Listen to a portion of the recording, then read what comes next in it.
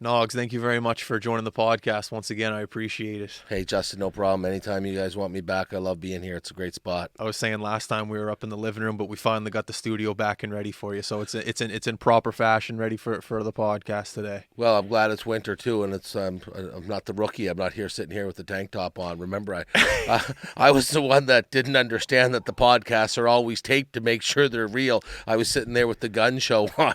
Jeez. Hey, they look good. It was summer. What is it? Sun's out, guns out, guns out. Summer's out, guns out. Well, the other thing is at least I got a little plug out there for our boy Alex with East Coast Lifestyle and Glenn Holmes as well with the studio. Right? They're a big promoter of the East Coast Lifestyle. So at least we got some advertising out there last time for the boys. Anyway, Alex, just send the check now, buddy. Yeah, just send the money right now. It's great sponsorship. Well, no, it's great to have you back. I love talking hockey. I love talking hockey in a normal fashion, meaning you're traveling to other cities now. There's fans. I don't want to say the world is completely back to normal, but it seems like the hockey world and what you do every single day is somewhat turning back to normal. You're shaking your head as I say this. Yeah, no, I'm not shaking my head. No, I actually am shaking my head as an agreement. Yeah, it's absolutely. It was so refreshing to just come back on campus this year in September, and you've still got some. There's still some protocols in place where we're there for safety and we're masking up going in and out of the rinks and so forth. But it's normal, right? We're getting on a bus. We're on, we have a road trip. We're staying in hotels. We're eating as a team. We're practicing as a group. We're getting together as video. I don't have to put the guys in little clusters and groups. So, it's good. There's no cohorts anymore. We're a team, and it's when you play a team sport, it's important to have your team together and not be broken up and divided up constantly. So it's great to be back. Was that a challenge last year when the guys technically weren't in class? Because I'm assuming all the guys last year were working from home, studying from home. Were they in class? Or? No, it was completely online last year. So, the biggest challenge was with no games, bring the guys to the rink every day for practice. We practice enough in our league as it is, let alone to go through a whole year without a game. You need to be pretty creative. But, I was pretty thankful. I had a young guy last year who's joined us again this year. He's been with the team, Matt Malloy. He's a young, enthusiastic guy who's got all kinds of good ideas. Just picked up by Team Canada to go to Russia in December. We can talk about that in a bit. But, there's a guy right there that very enthusiastic guy. He kept things really fresh for us last year. I went every time we go. I remember we went and mic'd up someone last year in the on your team, Smew, and it was great. I was hanging out with Findsy in the room. I went into the coach's room, hung out with you and a couple of the guys, and then I went into the actual dressing room and was talking with Welshie and who else was there? Steiny was there, his son. It was great to see the community, I guess, back together when it comes to St. Mary's. It was very nice, and I remember the first time I really felt in a long time part of a community, because I don't know if there was any other team that was really together back then like you guys were, like when it comes to miking up and I don't know, and I know one of the things that, and I'm sure that all the other teams and programs would say, but we're pretty, like, I'm thankful, like I've inherited a team that we've got a good dressing room, we've got a good leadership group, and I believe we have a great culture of guys that, you come into the dressing room, they know how to have fun. They know when to go to work. They're not the good time all the time guys, or good time at the right time. So it was, I think it was a good fit last year, and it kept things fresh for us too. So we were thankful to have you for sure last year. No, it was great to be there. Like, I like the word culture. It's a good culture. Yeah. St. Mary's men's hockey team. The culture's been there for years. Yeah. And to be able to walk, like, I don't take it for granted every time I get to walk into that room. I don't have to type in the code. They say belly welcome. I appreciate that to the utmost respect of your guys' organization. Yeah. So I thank you for letting me in there. No, it's good, and well, you see it. You've come a couple times, and the guys being local too, and what I like is our local guys, but our guys from away, they become very local, and they understand the support of the local, and I thought it was great. And then they see you embrace us, so with you embracing us, then they're saying, hey, he's just part of our family now, right? You're part of the hockey family. I love that. It's the best part of this job. Right. That's the best part. So how are you finding the head coaching role? I guess the first question was, how was your summer? I love talking to Steiny about the recruiting aspect of the job. I always find that interesting. You might have had a role when it come to recruiting as an assistant coach, but now as the interim head coach, how do you find the recruiting aspect, and how did it mix in with your summer, I guess? Well, the recruiting was Probably, if and I'll be honest, the recruiting was the number one biggest thing that was gonna worry me and scare me. Really? I hadn't. Me and Trevor, me and Steiny, we did two different things. Like, I did the hockey development and the hockey business side of things, and he went after the players, and we cross reference or we intermingled that a little bit, and I would jump in and have the odd conversation, or if there was a local player like a Nick Welsh or a Stephen McCauley or a Ben Duffy, some of those local stars that we've had come play for us, I would jump in because we had, I would have had experience with those guys when they were young kids, Junior Huskies. Yeah, the junior Huskies and the prospects and the junior Mooseheads and that. So that was natural. But jumping in to the recruiting, the one thing that was really easy, I'm sitting here talking to you. It's natural. It's communication. It's reaching out. It's not just having the right things to say. It's about getting to know the person that's on the other end of the phone and telling them why you want them, and the program sells itself. Yeah. The academics, we New have rink. we have a new rink, but the academics at St. Mary's is great. The hockey team sells itself. Trevor's done a fantastic job over the past 2 decades to lay a foundation for us to continue to not have to build on, to just keep stocking on top of, right? Because, like I said, we're a nationally recognized program. So that part of the recruiting, I was nervous at first, but once I had a couple conversations, it was just like anything else. I felt like I was just like a young athlete going, I can do this. I got this, right? No problems. And I'm really happy with our recruiting class. I was really happy. We landed early. We landed Andrew Coxhead. He's a local 2000 born. Played in Quebec. Yeah, played in Quebec, right? He played a few other places, but he finished in Hull, or in Gatineau, I should say. And he Bedford kid, who was a 2000 born prospect boy who played with Little Steiny and Big Steiny growing up. So he was a nice addition to have. And because I've got a history with him, I love the fact that we landed him. We landed a guy by the name of Nathan Dunkley, came out of the London Knights, so a good hockey program. And then we brought in another forward in the name of Brett Newman, and Brett played with the Oshawa Generals. Played the last 2 seasons, year and a half pro. So he's a good high end recruit for us. We landed 2 defensemen in Dennis Busby out of Flint.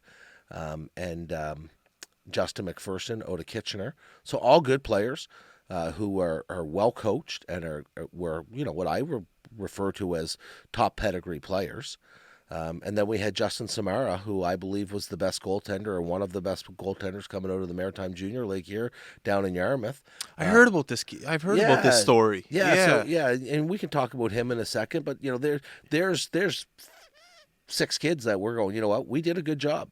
And I'm not here to pat myself on the back with a 100-pound hand. We did a good job recruiting. I had a lot of help from my players, and that's big. So when your players are getting on the phone and they're talking to these guys, and that they, and I'm kind of talking for them, they believe in you and they believe in the program, or else they wouldn't be out there trying to drag these guys to St. Mary's and say, hey, come play here. It's a great spot to play.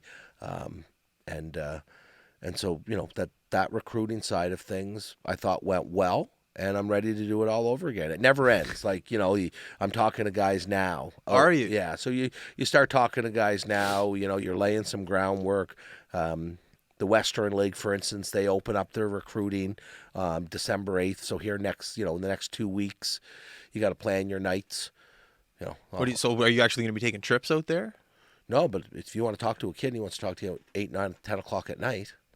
Oh, that's what you meant. Sorry. Yeah, I sorry. got to plan my nights because I might have to set my alarm for 2 o'clock in the morning to talk to a kid at 10 o'clock out west. It's just the way it works, right? Yeah. How do you get your information from a kid out west though? Like you just said, a guy on your team.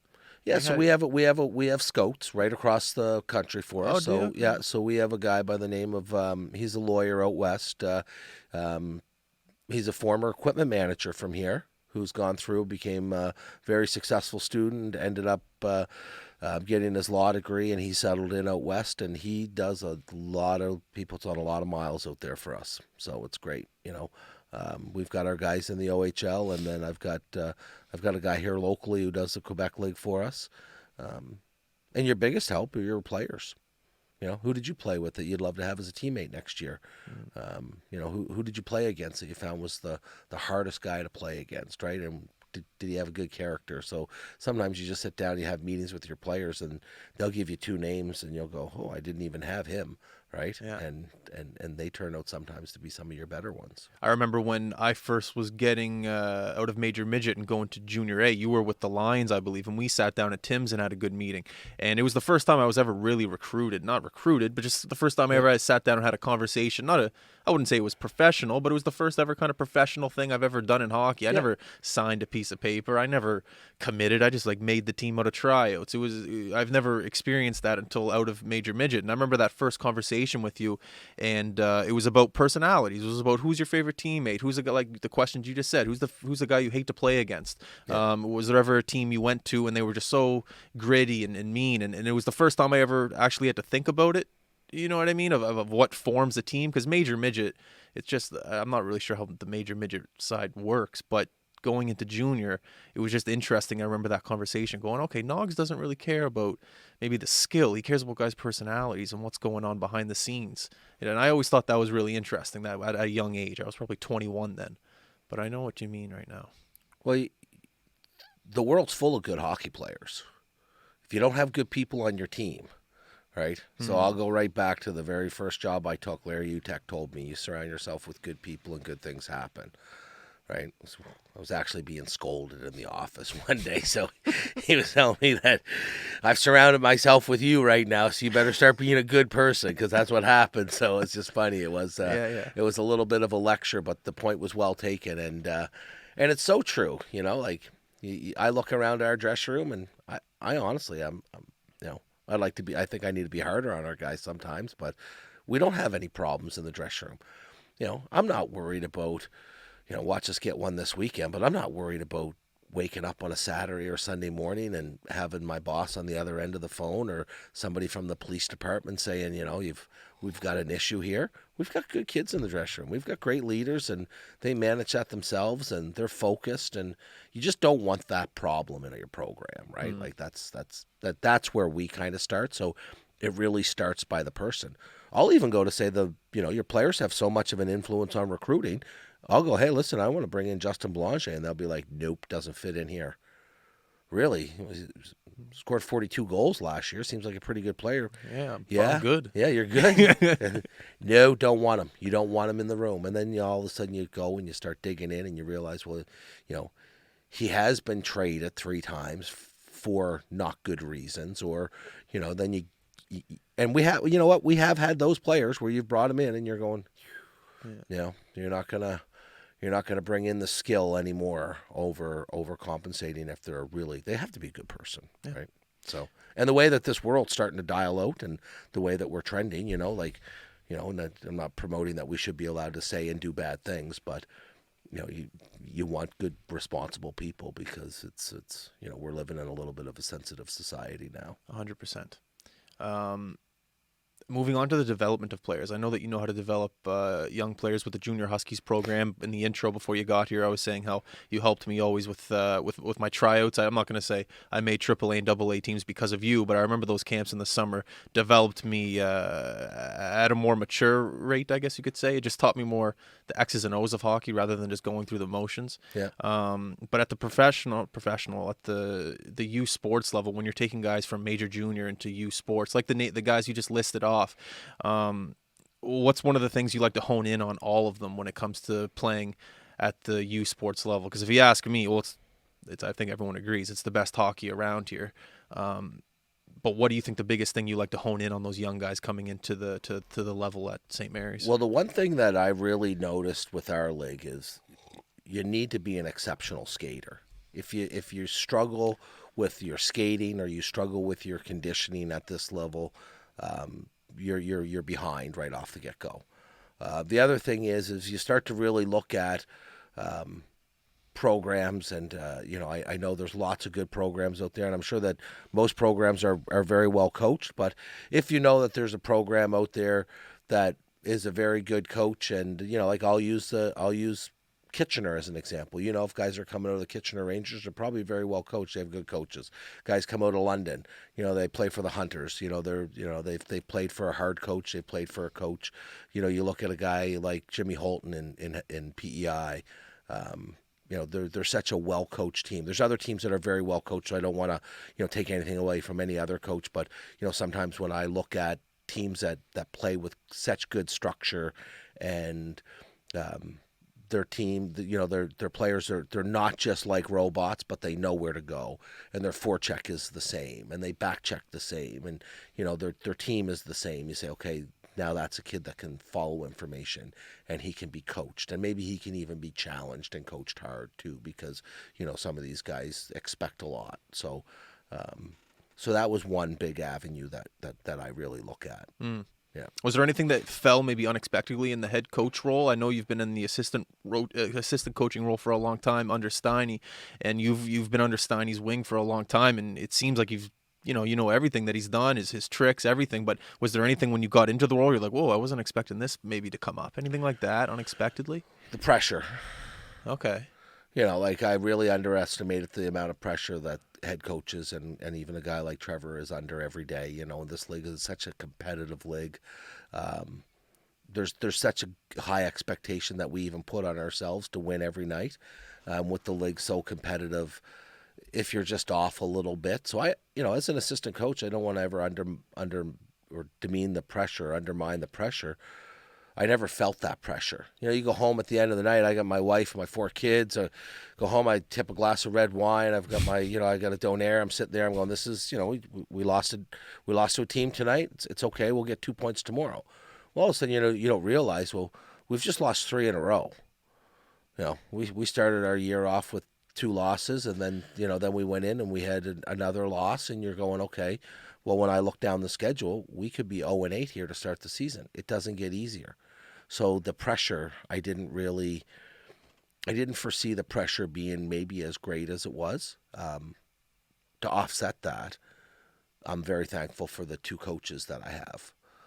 So when there was another thing that kind of, and I'm fortunate for it, I've had Matt, but having a guy like John Greenwood, who's come from the Mooseheads, become available to join us, and he had left the Mooseheads after 7 years, and to have a guy like John and to have a guy like Matt and to have that support network, I didn't realize the level. So I'll give myself, I guess, a little bit of credit. So if I provide a Trevor with the same level of support these guys are providing me with, I didn't realize the importance of that support. Can you give me an example of what that means, support? Like what's a piece of support that they would give you? Well, I came up here today to meet you. Yeah. Well, I'm quite confident these guys are in the office right now. They're doing video, right? They're writing up practice. They're going to have power play, penalty kill. They're going to review our systems. They're going to make suggestions on changing of systems, implementing of systems.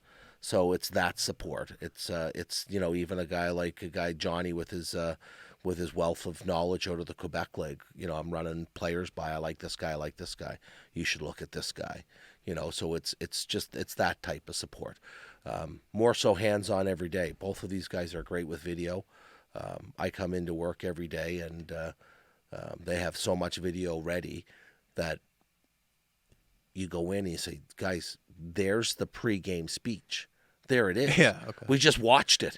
I got my card here. I go, okay, well, what do you want me to say? Do you want me to say every one of the 5 points that John just showed us on video? Yeah. Now sometimes, and it was great. Like, we were up in UMB. And 3 of the points that I made, I said, guys, I'm going to jump in here first. And 3 of the points that I made, that I think they might have been John's first 3 points on the video, right? So it was, it's that type of support that these guys can give you in just day-to-day preparation, and to have the knowledge that they have. That's great. I can't ask for more. When John came on the podcast, he was talking about the assistant coach role and how he loves being able to talk to his players. And he said the head coach role is a little bit different. Do you miss that part of it, or did you still really have a really close relationship with the players? Because you need to be able to put a guy in his place. Maybe not. I don't know your coaching style in that aspect, but is there a part of you that almost misses that, the connection? No, relationships are what you make of them. Okay. right? And that's driven through communication. So the fine line is you need to be their friend to a certain level, because you need these guys to block shots for you. You need them to play hard for you. Ultimately, they do it for their leader. I would consider myself the first leader, right? Then we have our coaches, and then we have our captains and our assistants, and so you need to have that fine line where you need to be hard on them, because why can I use the terms fair and equal. I can't treat everybody equally, but I could treat them fairly. Right? And when I say equally, and I don't want this to be misconstrued, I don't have 20 minutes of ice time for everybody.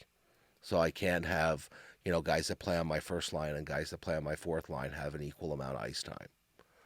But I can treat them fairly. Turnovers are turnovers. Not finishing your hits are not finishing your hits. So why do, quote unquote, your better players, why are they held to a different standard? Well, the guy who's going to score 30 goals for you can turn the puck over at the offensive blue line because he's going to score 30 goals for you. Where your guy in your fourth line might not be scoring 30 goals for you. So he can't afford to turn the puck over in the blue line. So that's why maybe you have to treat him a little differently. Mm-hmm. He can't be afforded the same amount of leash to run with. But so that was a challenge, right, to really find that, because if you don't have the respect, then really how can you be hard on them? But if all you do is scream and yell and just belittle somebody, well, how are you going to have the respect? Because they're going to hate you. Well, why am I going to listen to this guy? So, sometimes yelling at guys becomes old quick. I'm not a yeller. I'm really not. I don't bang my fist down on the table and try to command with an iron fist. But I'm not afraid to communicate, and I'm not afraid to walk in the dressing room and we're 3 games in, and I called out my starting goaltender and told him to mix in a save. Right? Like, you're walking out of the dressing room, and I'm looking at with the guys. I'm like, okay, this is going to go one of 2 ways. We're going to win 4-1, or we're going to lose 9-1. It's going to be one or the other, right? We ended up winning that game, and it was big for us. And I don't know how many times guys go in and coaches go in and call it a starting goalie, but I felt he needed to be better, and that's where I will coach not. I'll coach with emotion, but I won't be emotionless, or I won't be over emotion. I won't have too much emotion, right? But I'll coach with emotion, controlled emotion. And I felt like it was time for, our team to go, hey, you need to be better, and you're not right now. I love that. Yeah. I find that's great in parenting as well. Yeah. I remember being pissed at my dad all the time when I was younger, but now I look back at it and I'm thankful. Yeah. Tough love. It makes you who you are. Yeah. It's good. But that doesn't stop me from sitting down on a Sunday afternoon and reaching out to guys and, seeing how their school's making out, and I can still be real with them. I haven't changed as a person just because I'm their head coach now. I'm no different of a person today than I was, 2.5 years ago, to the same guys that were here. And I don't want to be self-promoting, but if I pride myself on the fact that I'm not an easy coach, but I'm a helpful one. If my players need something or they want something, I've told them, you come ask, right? Don't be afraid of me. In what sense? Ask for what? Like, what would you need help with a professor? Maybe you need help finding a job in the off season. I just had a guy come today and ask me if I had a lawnmower. like sometimes you have that divide with players that they're afraid to ask you for anything. Yeah. I've had a guy that was struggling and just the way that our sticks are. He said, "Can I change my curve?" Well, sure, but that might just be a hard no, right? That type of ask, right? A guy coming in because we practice for 4 days, but he's feeling overwhelmed in his schoolwork. I need a tutor. Can you help me? Like anything that they might need help with, you just come and ask, because it's pretty simple. If we're not allowed to do it, we say no. If we can't do it, we say no. If we can't do it, maybe we'll give them a reason why we can't do it. But I'll communicate all that with them, right? I had a guy called me and said, listen, based on my exams and so forth, could I go home after the game with my parents? No. because right now our team's not in a mental state and we're not in the right path for us not to be together as a team or for me to afford you time off. So it's just an easy no, right? We're on a 5-game winning streak. Sure, go home. Take 2 days. Right? Yeah. Yeah. The things you must be learning right now. You know, I don't know. Oh, yeah. Everything you just said to me, it's great, but it's people skills. I think of our company, we have like 4 or 5 guys, and for you to manage, you know, you got 20, 25 people, you know, on your staff, like including the players.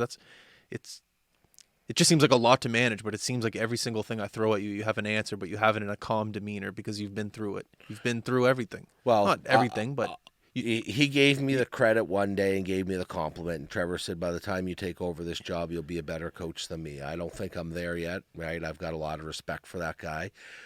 But his comment's not unwarranted because what I've been afforded to do for 2 decades is learn from every one of his mistakes. Or not just that, like trust me, you know, we all make them. Or learn from the things that he did very well, the things that made him successful. Right? And how do you go, okay, well, guess what? You were 97% on that. Well, I was able to, I can fix the 3% that, because it was his first time doing it.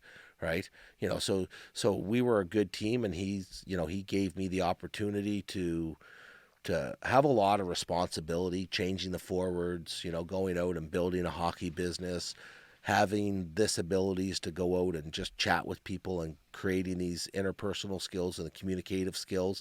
So he set me up for the job, and he set me up to take over for him, which I'm thankful for. And it hasn't been easy, but I do see all the areas where he warned me about, you know what I mean? Like, you know, like, right. Or, you know, like even once you start saying yes to the players, it becomes a slippery slope. Then it's a revolving door, right? you said yes to this guy, not to well, me. and that's the, you know, like that's the thing, right?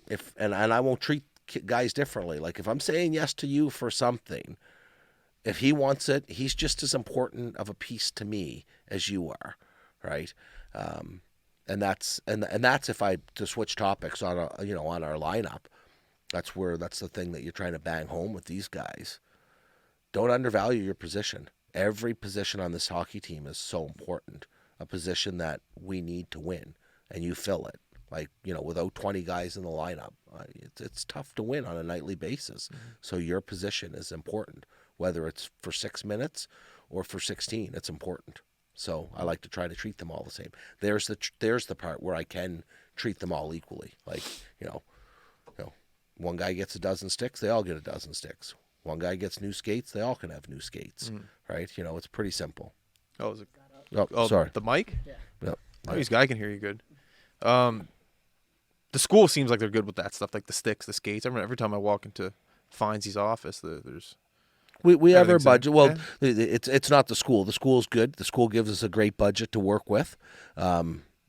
I give credit to where credit's due. That's, again, I'll go back to you surround yourself with good people. I've got an incredible equipment manager. He's almost too good. Every time I go in there, he goes, Belly, do you want a coffee? Like, what do you, like, that's first class there. Yeah. You know, so, it's just, like he's there. He services the players. He makes sure the players are ready to go with the best stuff. And he gives us the best service. Like, I'm really thankful for a guy like him. I'll give you a story about Findsey. We walk in there probably 2 years ago, and we're micing someone up, and we used to have the mic. It's like a little machine, and we used to tape it to the guy. And he looks at this. He goes, "No, what do you do? What's going on, boys? What are you doing?" So we go out. We do the mic'd up video. We're out there for an hour and a half. We come back into the dressing room. He made us a belt that we're able to put the microphone into, so we don't have to tape it. Velcro, perfect. Like, that's above and beyond. That's the type of character you want to surround yourself with. And I'll never forget that. We still use it to this day. And every time I see him, he goes, "How's that belt? Do you need help with anything? Do you want me to fix anything?" And just little things like that I love about Finds. He's just a great guy. And I saw the military moment of silence you guys did the other day. That was great. Yeah. That was awesome. Well, there's another thing. I'll give a shout out to my players, you know, and this was Jonathan Hampton, right?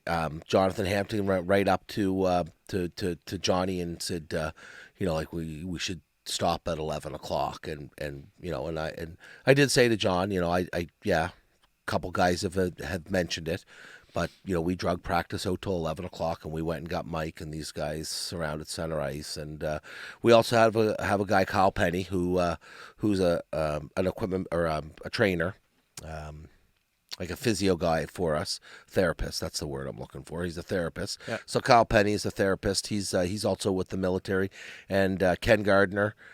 He's one of our equipment managers. He helps Mike as well. So we were hoping they would all be there, but I should have put on my Facebook note a little bit of a shout out to them as well. But the guys are very much appreciative of everything that Mike and his staff do for us, and I thought it was great. Yeah, absolutely. It just speaks to their character. And again, I'm promoting our guys, but it just, Jonathan Hampton's their fourth line centerman, and you couldn't ask for a better guy. You know what I mean? Like, he's a guy that you go, okay, hey, he could be an unbelievable son-in-law. Like, those are the types of guys you have on your team, right?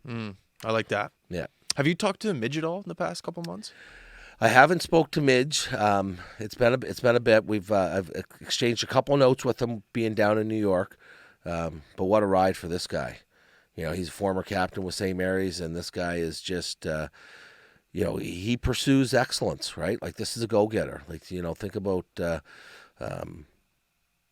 you think that the guy's hard done by because he was let go by the Mooseheads here a couple years ago, and all he does is put his nose to the grind and goes to work, and he ends up in a pro league over in Europe. He fights, he goes right through, he works, maintains being current, and, through COVID, and look at him now.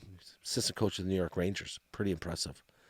And while he got the job, he was coaching Team Canada with Troy. And what a summer. Yeah. Unbelievable. I remember when he got the job, I reached out and I said, "Hey, great job." And he was like, "Don't be afraid to ever reach out. Feel free to use me. Let me know." Like, he wants the help. Oh, yeah. Well, that's why he's where he is, right? Like, here's an example that and I've heard this story, so I'll repeat it. It's a little bit hearsay, but Jim was with the St. John Sea Dogs, so Jim left the St. John Sea Dogs and was with Ross St. Netherwood, the private school, and that's when Gerard came in with St. John. So Midge actually did correct with Gerard, yeah. Right? But you think about it. So here's a guy who's no longer employed with the Sea Dogs, and a head coach reaches out to him and asks for help. Travel help, budget help, whatever that help might have been, right? And Midge just helps because that's just what he does. He just helps, right? Because why wouldn't you want to help? And why wouldn't you want to help a guy like Gerard Gallant either? You know what I mean? So he's maintained in good contact with Gerard Gallant, and he's helped him. And guess what? There's a guy that he can speak for himself. He never forgot everybody he's got help from, because there's a guy like Midge 15, 20 years ago that helped him, right? 15 years ago when he took over as a head coach, and now he's Midge's assistant coach, right? Never met him, but I hear great things about him. Yeah, I've had few experiences with them, a few experiences over in PEI, my days at hockey school and over there. But other than that, a couple opportunities to meet the guy, very well spoken. You'd never know that he was, a Hall of Famer, NHLer, Hall of Famer coach, should be. And you'd never know that when you meet him, because he's just a T-shirt and ripped jeans type of guy with flip-flops that is real, will give you his time, answer questions, and politely excuse himself, and on he goes. He was good. If you ever watch a New York Rangers press conference when Gallant's in there, just watch one. It's the funniest thing, because these New York reporters are asking hard-nosed questions, trying to get to something, and Gallant has the biggest smile on his face. He goes, "I don't know. We'll see. I don't know who the starting goalie is tonight, but you'll know at 7 o'clock when he's out there." So, yeah. It's the way he controls the room with a smile. Because, New York media, they're just give me an answer. It's so weird how he controls it. But anyone listening, like YouTube, just Gallant press conference. It's cool to watch how he can control it. Well, the MO on him is he's supposed to be the ultimate player's coach, right? He knows how to connect with them. And I like the line that he used in Vegas where, if you're good enough to sit in front of me, you'll play. Because if you're good enough to sit in front of me, you're good enough for me to put you on the ice. And I like that. I like that theory. Yeah, I like that too. I want to talk about the goalie from Yarmouth that's on your team really quick, because you're not the first guy to bring that up, about his story and where he is now. But how did that come about for him to be where he is now? Well, Justin, if you want to take this back, this is, and again, I don't know the complete timeline as far as year by year how it works out, but here's Justin, who's a local Halifax Hawks kid, comes up through, doesn't make major midget, right? Yeah. So he goes and plays high school, right? So comes through high school, never cracks a major midget lineup, and coming out of high school, there's no major junior form. You're playing high school, and not very many guys picked up major junior. So he's coming out of high school and tries out and pushes for tier 2, doesn't make junior A, but plays junior B. Well, from junior B he goes to junior A, and from junior A he's with us. But what's happened is everywhere he's gone, he's really elevated his game to be the best. Like, he was the best high school goaltender, from my understanding. He was the best junior B goalie. He was the best. He just stops pucks. So, he's just so at our level, he's had one opportunity in St. FX. He went in after Xavier Potvin came out with a high ankle sprain. He went in, and he did play great. Now the hard part is when do I, as a coach, maybe take the opportunity to give him a chance? Yeah. He's playing behind a guy, Matt Welsh, who's a pretty good goaltender, pretty good resume. But again, will he get that chance? We'll see. But he looks great in practice. He's a great kid. He's a great teammate. He's so again, we're lucky to have a guy who's a very good teammate, and we'll see. Could be a Fucali story. Yeah. You never know. But he's been, he's just that's the funny thing. When I said that, he just stops pucks. Like, that's when I talked to his goalie coach, who was goalie coach Brad McCharles, is actually our goalie coach, and I just said, he goes, well, he just stops pucks. And he's not an erratic. It's not like he's a Dominic Hasek goalie where he's all over the place. Like, he's got a style, and he's got good techniques, and he's got good he's good at square to the puck, and all those things that goalies are supposed to do. Yeah. And he stops the puck, so, which is the most important part. But yeah. Oh, I did light him up a couple times in 2-puck, though, at the end of practice. So. Oh, boy. Yeah. Yeah. Short, little, heavy-set head coach. I can still score goals. Hey, that's a good coaches sniping in warm-up or sniping in practice. Yeah. Pressure's on for the coaches in practice. When you gotta show that you can still play. You got to show it up for the players. I fake a shoulder injury and kind of just do a little knuckleball shot just for age. I fake the shoulder injury, so I show the guys that I do have a reason why I don't shoot the puck that hard anymore, right? I love it. So, I wanted to talk about your communication skills a little bit. I remember last year you and I drove to St. Mary's practice together. I think we were doing something here, and then we drove to practice together. And on the drive down, you probably had 3 phone calls, like, over the PA in your car, the system, and you were talking to these people like you've known them your whole life. Maybe you have, maybe you haven't. I don't know.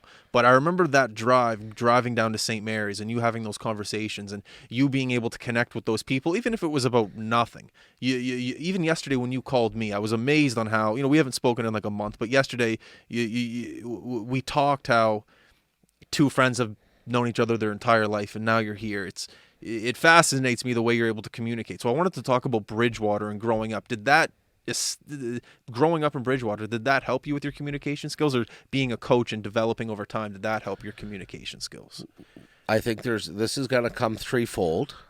One, being in a small town, a small community, everybody. So you say hi to everybody, like you grew up in Bridgewater. But you know what I mean, right? Yeah, well, you grew up in Bridgewater. The running joke was if you farted on High Street, they knew on King Street. Like, so you didn't, so you didn't do anything in the town without anybody really knowing. So there's my point: is you knew everybody. I will tell you, we weren't regular, but we were pretty regular churchgoers. My mom always had me in the church plays. I took on a role, some type of a lead role, where I would talk, or I would be the narrator. Did it come natural? And it did. Yes, it did. It absolutely did. So much so, if I'm being a little silly, I was in one Christmas play where there were 2 people there, and they were both completely stage fright, and they lost their lines, and I was the reporter, so I reported, and I would ask them the question, and I would answer their question, and then ask if they were okay with their answer, and they were given the one-word answer. So talking has always been a little bit, I get the gift of gab from my mother. So talking, I've never really ever been that shy either. Yeah. I've never been afraid. If I wanted to meet somebody, I thought that you have to make your own opportunity. So, coming from that small town, that's one. 2, I'll go back. I'll give Steiny some more credit. Steiny. right? Like, like I was his kid, right? Like I was his kid, and he's the guy that made me at a very young age. He was the one that made me call the restaurants and set up the team meals. He made me call the buses and, do the itineraries before all the email days, and you had to communicate with guys. He put me in those positions to give me that experience. So you're nervous. Like you're nervous, like when you talk about the communications, like, if I was to flip back to say even one of the hard things, like you asked me about the hard part of the job, get up in front of a team 4 times every night and have to say something. I got the pregame speech. You're going in before, so we have a meeting at 5:15. You're going in before the game. You're going in after the first. You're going back in after the first. You're going in after the second. You're going back in before the start of the third.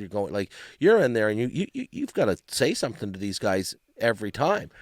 I always used to think about basketball coaches.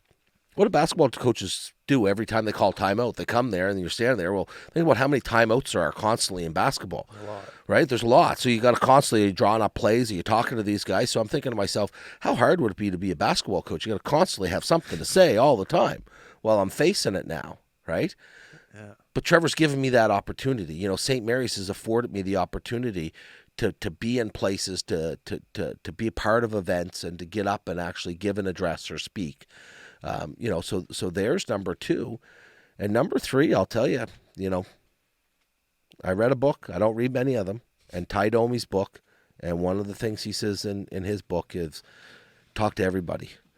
Because he makes a comment about whether you're walking out of the rink and you're seeing the ushers, or you're walking into the rink and you're seeing the Zamboni guys, they're all as important as the president of the Toronto Maple Leafs.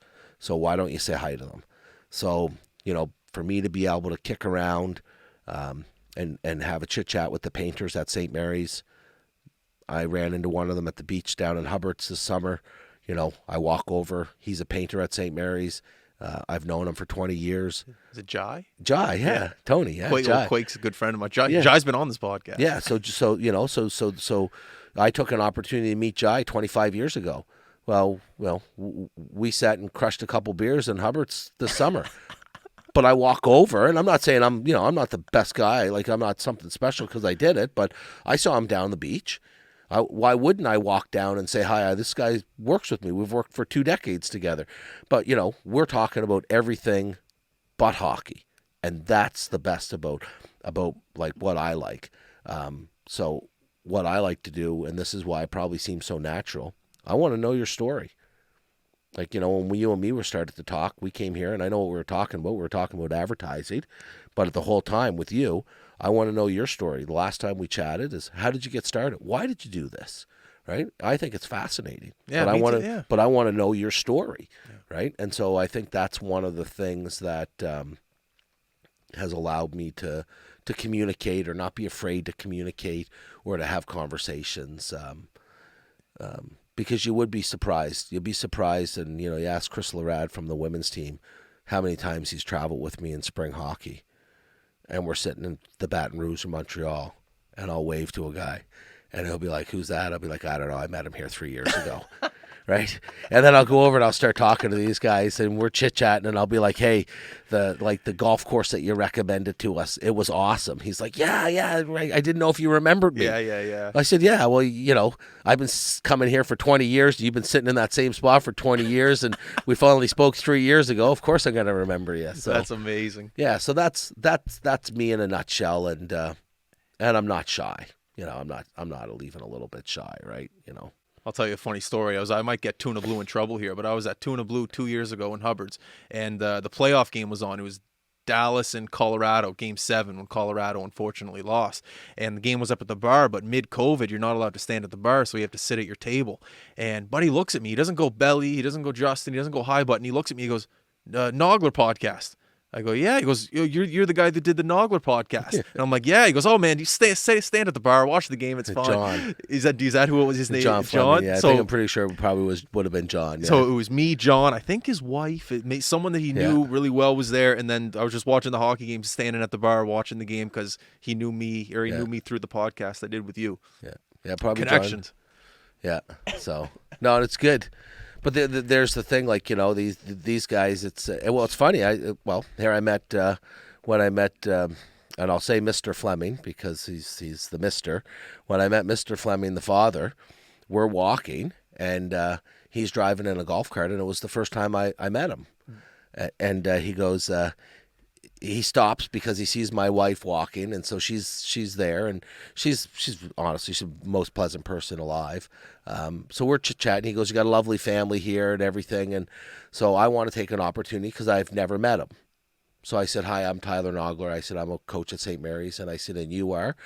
He's like, "My name's Jack Fleming." He's like, I own a small paving company." Yeah, okay, right? Ocean Concrete, right? It's, I've heard great. of it, Well, yeah. But there's an example of me of saying the communication. I took an opportunity. I'd never met Jack personally.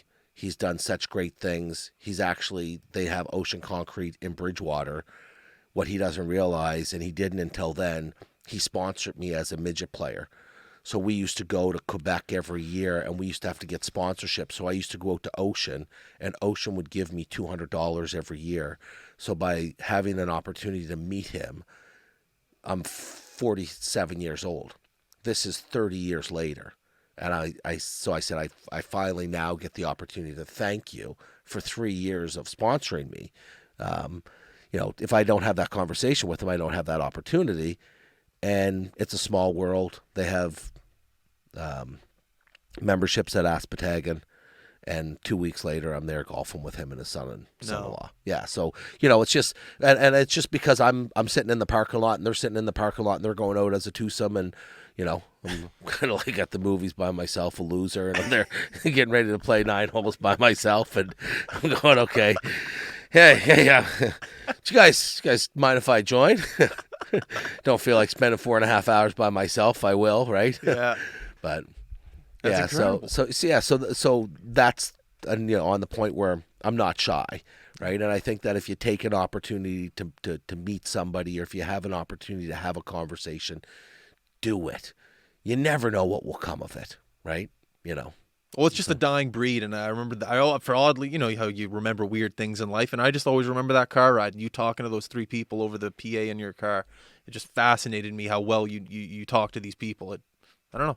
It's a dying breed. Yeah, Just see it and to see it. well, remember, and again, I don't want to digress, but I called you last night on another business because I'm trying to figure out something to set up, something for my daughter, but just instantly in my head, it just clicked, hey, he did something like this one day that I was there. You know what I mean? So I had no hesitation to just pick up the phone and call you. And if I didn't reach you, I would have left you a message, and I would have sent you a text. But it's the way you did it. It's the way you did it that I admire.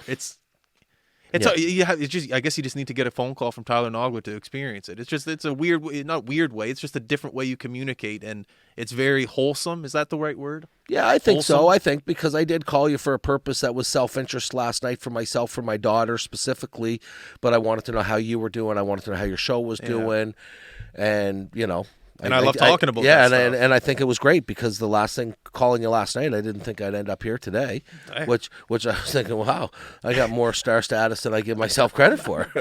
Right? 3 hours before you called me and him were sitting down here trying to find a guest, so it worked out perfect. Yeah, it was perfect. What is it meant to be? It's meant to be. Yeah, and I think that after my 10 years down at St. Mary's, I'm going to probably be just here as a regular guest on the show, making fun of people and saying things that I'm probably not allowed to say when I'm hired at St. Mary's right now. So I'll look forward to that. Hey, we got more. We got chairs and microphones. We got all the cameras you need. So I need to sit down here some night when Coleman's here. That's what I want to do. How do you know Coleman? Coleman, I go right back. I had him, Tyler. I had Tyler Coleman. He was, I guess so. Yeah. right before Saab. Right? Jesus. Yeah, I had him. Coleman, you know who Dustin Bufflin is? Yeah. So think Dustin Bufflin, but maybe a bit better at the minor leagues. Yeah. Well, what I'm impressed with when I'm listening to the shows, right, and I'm watching the shows, I'm blown away with his knowledge of sports. He's got crazy knowledge of sports. I think that if I need to, you guys should be running almost like a betting line on here, and he should be giving some lines out on Sunday afternoon football too, because he knows the stuff. We got a couple. I'll tell you after, but we're trying to get into the gambling market here soon, and he's our lead guy. Yeah, he would be great at it. Yeah. Yeah. Right. Sit there and do some do some live picks, and he get it going, right, and start sweating and stuff like that, right, and drooling and get the froth coming out of his mouth, right, like, him during Bills season, or I guess now is Bills season, but yeah, loves the Bills. Yeah, well, no wonder that he's been able to improve his knowledge, right? Because if you're a Bills fan, you'd have to go and figure out everything that would help them win, right? Because, well, they're back now. Right? They've got glimpses. Glimpses, that's a good word, yeah. Glimpses, yeah. Right? They're back. They've got glimpses. So he's got some hope there, right? I guess so. Yeah. How you like being a hockey dad? I saw you at the rink the other day with your daughter. You enjoy it? I do. Is it hard not to put your nose in the business of like her coach? Like, hey, you should be doing this, or do you keep back? It was when they first started. What do you mean? It was difficult. It was difficult to not say, well, Yeah. well, why wouldn't you do this? What I've come to appreciate is there's a lot of hockey dads out there with great knowledge. I actually have, by stepping back and going, other people know what they're doing too. Lots. I've learned some things, right? I always use that example. There's more than one road to Truro, so. I stand back and I go, hey, and I'm just really appreciative for the fact of how much time and effort these volunteers give to our kids. Like it's pretty impressive. But I've got two daughters who have gone through it. Now I've got a 4-year-old and a 2-year-old. My 2-year-old little boy, I don't want to take anything away from my little girls for the experience that I've had, but just a little fella running around with a hockey stick right now. At first I didn't want him to play. Now I shoot a ball at him as hard as I can to see how tough he is. He's 2. He's 2. I'd show you a clip. He's around. I actually put a clip up on Facebook the other day, and I'm telling him put 2 hands on his stick, and he's identifying. Yeah, and he puts 2 hands on his stick, and as soon as we're done, and I upload the clip to Facebook, and he turns around and I shoot a ball right off his belly as hard as I can. He doesn't even flinch, and I'm like, yeah, you're tough like your mother. Can you skate it too? Like, is he on? Can you skate? No, he's in the kitchen. Yeah, he's now. See, I'm gonna expose myself here. He's not skating at 2, but I'll put skates on him to walk. Because if he can walk on skates in the living room and he can walk on skates in the house, I don't care how bad they cut up the floors. I was going to say. You know what? Sid destroyed the dryer. I'll have my kid will destroy my laminate flooring, right? Who cares, right? If you can walk on skates, and I figure that'll be a good start to being up on edges and Awesome. and stuff like that. But it's a lot of fun. The big thing that I like about being the hockey dad is you go to the rink. People will ask you sometimes, you get into the conversations about hockey, but again, what do you do for an hour? Everybody watches practices now. It's not like when we were kids, you get dropped off and they just sit and see you in an hour. Go to Tim's. Right? Everybody goes in. We all sit there. Why? Well, because they tried to watch. And the parents will try to watch. They're just constantly interrupted by my ADHD, right? Okay, what's going on? There's the communication part that will come back out, right? Okay. But yeah, so I'll just chit-chat with people, and then, and that's been great because when your kids play sports like that, they're heavily competitive hockey and soccer players. You meet lots of people, and I love meeting people. So it's been good. That's a good way to put it. Yeah. I always fear about myself whenever I have kids that I might be in the little. I remember my brother used to play. I used to get mad at the refs. Just my brother playing. So I worry that I'm gonna. I don't know. We'll see. Hopefully. No. You know what? That's where I've stepped back, and we have that strong movement for respect for officials and all that. And it's not that I don't disagree with that or agree with it. I completely do. But after you're a parent for 3 years and you're yelling at some kid that's making $15 out there that he's only trying to give your kid an experience, you're going, hold on a sec, right? He missed an offside, or he didn't make this call, or she didn't do this. It's so small in what's going to be the outcome of your kid's athletic life that I start to put that stuff away. I guess when you put it in that sense, it is a small part of your kid's athletic life. Yeah, and I'll be honest. I got upset last year. It was, and I've come in this year with a really good focus. It was last year or 2 years ago, and we were away at the female provincials, and I was pretty hard on a couple female officials, and they were just learning. And after, the snotty side of it is, I was like, well, this wouldn't happen in boys hockey, right? So I played that card, right? Like you wouldn't do it in boys hockey, so why are you doing it in girls hockey? But then when you're driving away and you're 10,000 feet away from it, you're going, well, because they're trying to make the game better. They're trying to have more people involved in the game at the female level. You see all the good reasons why you're doing it, and you're saying, don't be so narrow focused sometimes. See things for what what people want them to be, not just for what they are. Maybe in that minute second. Yeah. So it's lessons like that. Yeah. And as long as I'm an older guy now, 48. So as long as we're still willing to learn as we get older too. You can still be better. I think I'm a better person at the rink because of some of the lessons I've learned from being a dad last couple of years, which is good. I like that. Yeah. How much time are we at right now? We're at an hour? Are you good? But you keep going. I got nothing to do. Are you good? Yeah. You're good for... Whatever you want. Yeah. Okay, sounds good. Is there anything I should be asking right now about the team in this upcoming, or not upcoming, I guess current season? Is there anything that you want to say about the team, about the league? Maybe things that you're excited for? I know the U Sports Championship is here. I'm hopefully you guys crack that. What is it that you... Well, the biggest thing about the league, and it doesn't shock me, but I'm shocked at how much better our league gets every year. The league just continues to get better. We have such good talent that comes to this league. Guys are, they're just missing something to be a professional hockey player. And we've got a lot of guys from across the country gravitating to the East to play in this conference. I think we've got one of the most, if not the most competitive conference in the country. You can't take a night off. I'd like us to get healthy. If I'm to be singular, we've yet to play healthy, but there's a couple other teams out there that have been beat up injury wise too. So it could be a really scary league when everybody's healthy. Okay. Tougher. You look at Moncton's in last right now. I thought they were one of the best teams in preseason. They've got 2 or 3 significant injuries that have just started to trickle down in the lineup.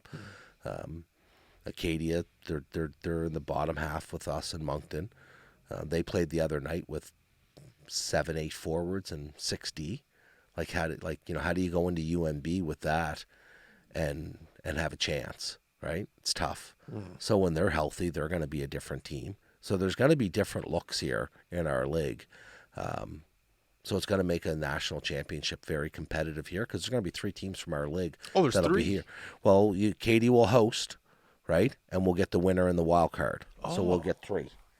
So we'll get 3 teams. Okay. So there's a lot of chance, right? Okay. And you've got a team like Dalhousie who's been in the bottom half and the bottom 4 and that they're sitting in 3rd place now, right? And you've got a team like UPEI.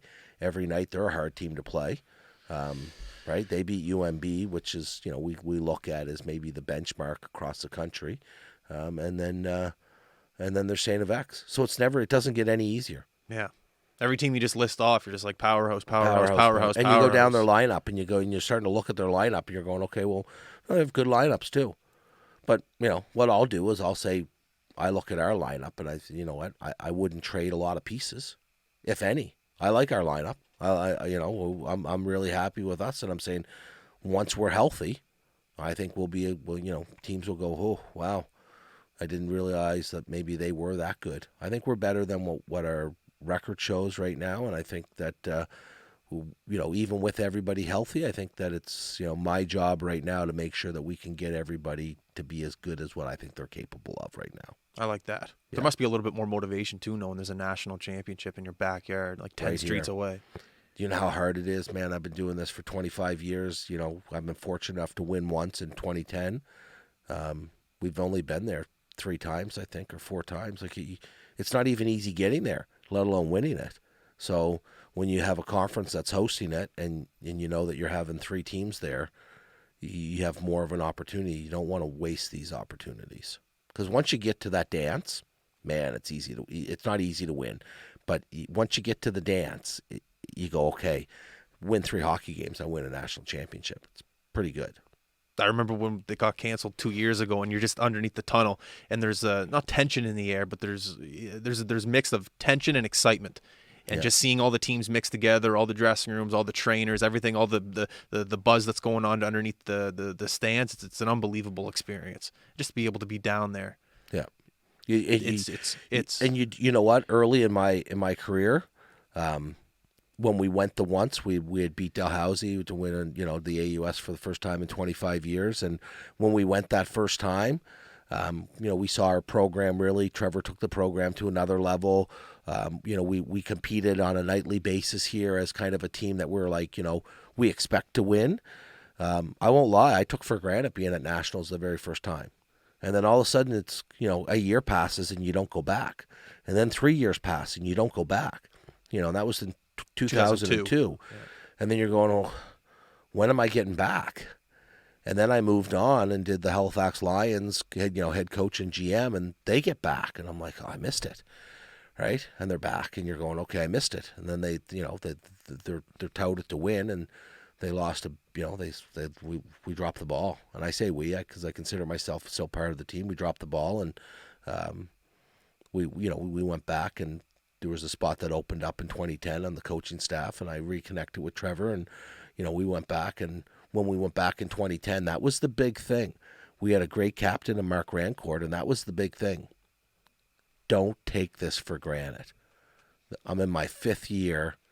This may never happen ever again, right? Like 5 years has gone by just like that. I've been here twice, but what slipped away last year, you may never get to have this chance in front of you again. So don't take it for granted. And we beat Alberta in the finals. Probably the single most exciting hockey moment of my career. Yeah. I remember watching it on TV. Yeah, it would be. It would be the single most exciting. Like, you have tournaments and you have everything, but how often do you get to win the very last game of the year that you play? And we did it, right? It was great. What was the common trait within that team that one year you guys won? What was the common, I don't want to say personality, but the common theme of the year? Blue-collar hard work. Blue-collar hard work. Okay. Blue-collar hard work. Okay. And we didn't have just a full blue-collar team, but it didn't matter. And remember when I talked earlier about every guy has an important role? Well, our fourth line took as much pride in going out and shutting down games and closing out periods as our first line did rolling out to score power play goals, right? And it didn't matter if it was 5-1 and these guys are, they're wearing shots and they're wearing pucks off the ankles and they've got bruises because it's 5-1 and they're sliding in front blocking shots to close out a game. Yeah. And, they're doing it and they're going, okay, I did it. Now tomorrow night you got to go back out and you don't have to stand in front of those block shots because you're on the power play or you're doing this or that, right? It was just blue collar. It was hard work. And honestly, we didn't have, the team wasn't, and I use this, cliquish. Like if you have a team and they're cliquish and you got 2 or 3 different little groups inside your dressing room, you're not winning. You need one whole, and I actually think we did have a theme. And I've used it a little bit, but, we did things a certain way, right? Can you teach blue collar? Can you coach it? Can you make it a mentality within the room? I think so. Yeah? Yeah. There's one thing you can't teach. You can't teach courage, right? I can't teach a guy to have big kahunas and to stand in front of shots, and I can't teach guys to finish their hits, and you can't teach that. You can show them, but you can't teach it. Right, but I think you can teach hard work through example and through reward, and letting guys know that it doesn't matter what your last name is. You're rewarding guys because of how they play for the team on the front of your chest. And once you do that, then you can, I think that you can expose blue collar, right? I like that. I'll admit I haven't come out to a game yet this year, but I got to get out. I saw a great video the other day that looked like it was packed up in the stands. I got to get out. Is it a good environment to play? Like, is the rink? It's a good atmosphere. It's a great atmosphere. Yeah, it's a great atmosphere. They Bronson Beaton is our new marketing director at St. Mary's. He did a great job with Molson and working with Dal. We had a ton of fans in the stands. $3 beers. Yeah, $3 beers. I just didn't know if I was allowed to talk about it. I said it for you. Now $3 beers is a great promotion, right? Like, so you think about it. You're watching the best hockey in the city, right? You know, now we don't have the next Nathan McKinnon on the team, and we don't have the next Sidney Crosby where, you know, the Mooseheads, they've got that. But we have the best hockey. Like, if you want to come out and you want to see an unbelievable hockey game, you come watch the AUS, and then you're sitting there drinking $3 beer. You know, you're not going to get, you can't even get that down at the downtown. No, Scotiabank Center. Yeah, well, you can't get that down watching the Canadians and the Leafs play. Right? Yeah. Well, obviously.